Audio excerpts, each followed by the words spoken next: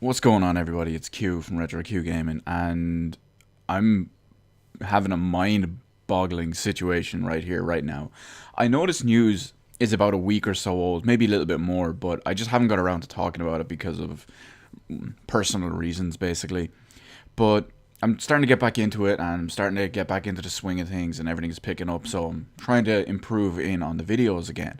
So I'm gonna use this as a good example for the simple reason is this this fired up in my mind again a few days ago when I recorded my whole Street Fighter 3 thing, which will be one of the more previous videos on my channel that's fairly recent.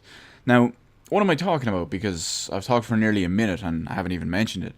But Capcom, as we all know, are releasing the new and latest iteration of Super Mega Ultra Det Punch 99,999 multiple HD remix name drop reverb volume 2 of Street Fighter 2, and it's going to be called Ultra Street Fighter 2. Or to be specific, Ultra Street Fighter 2 The Final Challengers. Doesn't really make a difference, it's all pretty much the same thing. And at the end of the day, it's basically Street Fighter 2 as we know it. Now, here's the thing for this. We all know Ultra Street Fighter 2 has only been announced so far for the moment for Nintendo Switch. It's going to release worldwide on May 26th, 2017. Looks like a decent game. Unfortunately, Capcom has announced the game will be $40. Maybe €40, €45, €50, probably going to be like £40 as well. But the fact is that Capcom have announced this game is going to be a minimum of €40, which is absolutely fucking insane and absolutely ridiculous that it can cost this much. If you're not familiar what the differences are for Ultra Street Fighter 2 versus the best there's two main comparisons for the differences between Ultra Street Fighter 2 and the more recent versions. I say more recent, but one of them is basically what it's more based on, and the other is a kind of an updated version. So essentially, what Ultra Street Fighter 2 is a slightly upgraded version of Super Street Fighter 2 Turbo, which is 23 years old, which in itself was an updated version of, at the time, a 3-year-old game. Because we all know Street Fighter 2 was released in 1991, and Super Street Fighter 2 Turbo was released in 1994, and that's arguably the closest version that Ultra Street Fighter 2 is actually based on. Now, there is one other main comparison as well, based on the graphic style and the art style, as well as just some of the gameplay aspects that were brought into it. The other version would be, actually, before I go any further, when you're looking at it, Super Street Fighter 2 Turbo, depending on what retro platform you buy it on, in a digital form, because it is available on multiple different platforms, it can range anywhere from €6 to €16. Once again, depends on the platform and your region. So it might be like $6 or $10 or whatever, but same deal, €6 to €16. Now, the other version that I was just about to mention that it can be fairly compared to is Super Street Fighter 2 Turbo HD Remix on the Xbox 360 and PlayStation 3. So the main reason for that is it uses the comic art style that everything was updated for, specifically for the HD remix version of it. And it uses, Ultra Street Fighter 2 uses the same aspect, the same graphical aspect and visual aspect of Super Street Fighter 2 Turbo HD Remix. All these Street Fighter names are just so hard to keep straight in my mind. And that is also, basically, when you combine Super Street Fighter 2 Turbo and then the HD remix on the 360 and Xbox, or 360 and PS3, when you combine the two of them together, you essentially get 95% of the content of Ultra Street Fighter 2.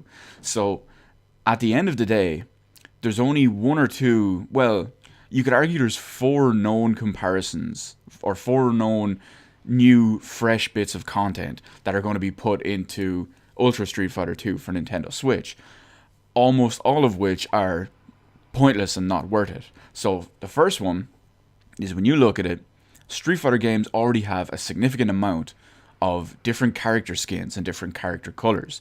There's a character skin and color customization option in Ultra Street Fighter 2. Not a big deal if you ask me, because there's plenty to choose from all the standard stuff, that there's going to be something you're going to like as it is. Number two, they have that weird first-person challenge mode where the Joy-Cons don't work. It's probably going to be pointless. I'll probably play it just once or twice just to try it out if I do even get this version of the game, because the price is absolutely putting me off it. And the other two things that are going to be added in are basically two, I hesitate to call them new characters, but we'll call them two new variants of existing characters. You have Evil Ryu and Violent Ken. Yeah, so they're essentially slightly palette swap versions with slightly different variations on the move sets and things like that. But essentially, it's just a new Ken and a new Ryu. And all of that, plus the content from the previous games, which, as we mentioned, Super Street Fighter 2 Turbo, which is anywhere between €6 and €16, and Street Fighter 2 HD Remix, which is approximately €15-16, which released almost 10 years ago. Yeah, Ultra Street Fighter 2 and its $40-ish price, $40, €40, whatever we want to call it. That price tag is looking insane and kind of ridiculous as you make every single comparison. So essentially, you're paying for an extremely small upgrade over two games you could already potentially own, and that's it. And so this is a really negative aspect for several reasons. One, it's absolutely ridiculous that a game that is existing for so long as it is, that could even cost this much. And the fact that for the extreme minor upgrades, it can, they're just over doubling the asking price, which is just another problem. On top of all that, the Switch is a new console. The Switch is brand new. It needs games. It needs as many games as possible, especially third-party games. And big names like Street Fighter would obviously help that. But the problem is people get turned off when they see stuff like this. They're like, okay, it's a slightly upgraded version from the thing I have on the Xbox 360 or my Super Nintendo.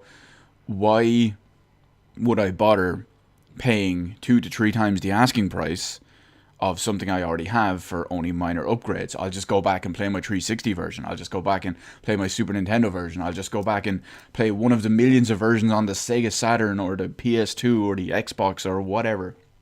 You get my point.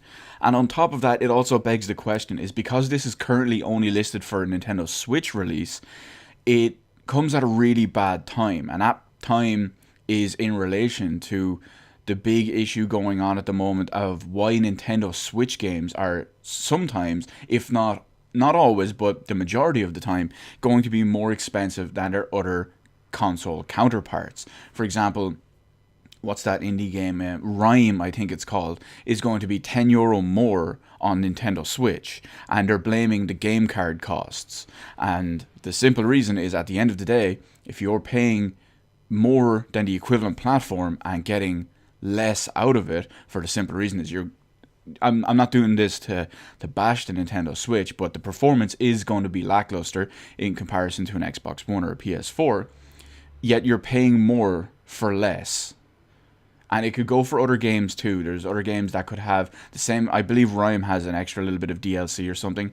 I could be wrong on that one. That isn't available somewhere else, or maybe Nintendo gets it first. Not 100% sure on that one. But when you look at all the other games that could actually have the 100% same content, but worse performance and cost more, that's a big issue, and that's a big thing in everyone's eyes at the moment. For the simple reason is the Switch just launched. You had stuff like Super Bomberman R, which everyone was very, very curious about the price on that, and that was a bit of a whole controversy within itself. There's a few other games too, Rhyme being one of them. There's also a couple more that have been mentioned that have come under scrutiny for pricing and pricing differences and pricing issues, and that's going to be something in everyone's mind for the next maybe year or two when it comes to Switch games. Now, I realize that when you compare it to the other stuff, it's not 100% accurate, because like I said, it is currently listed as a Switch exclusive. Capcom being Capcom, they love their whoring out of their IPs and going back under exclusivity deals, especially with Nintendo. Looking at you, Resident Evil 4, rip Keiji Inafune. I'm sorry, not Inafune. I meant to say Shinji Mikami. Yeah, there we go. So that's, you get my point when it comes to Capcom and their practices, especially with that kind of stuff. So, what does this mean for Capcom, for Nintendo, and for Ultra Street Fighter 2 in general? Personally, when I saw Ultra Street Fighter 2, I was thinking, oh, nice one, this is going to be nice and cheap. It'll be like an eShop title. It might be like 15, 16, 20 euros, something like that. And then when more and more pricing issues came out and came to light, and there was less and less info about Ultra Street Fighter 2, it made me wonder, hang on, this could possibly be a retail game where they're going to try charge 50 or 60 euro for it, in which case they can fuck off and shove their bitter tasting game cards up their arse. And we'll see how that goes, because now Capcom, like I said, have officially announced that Ultra Street Fighter 2 will be $40.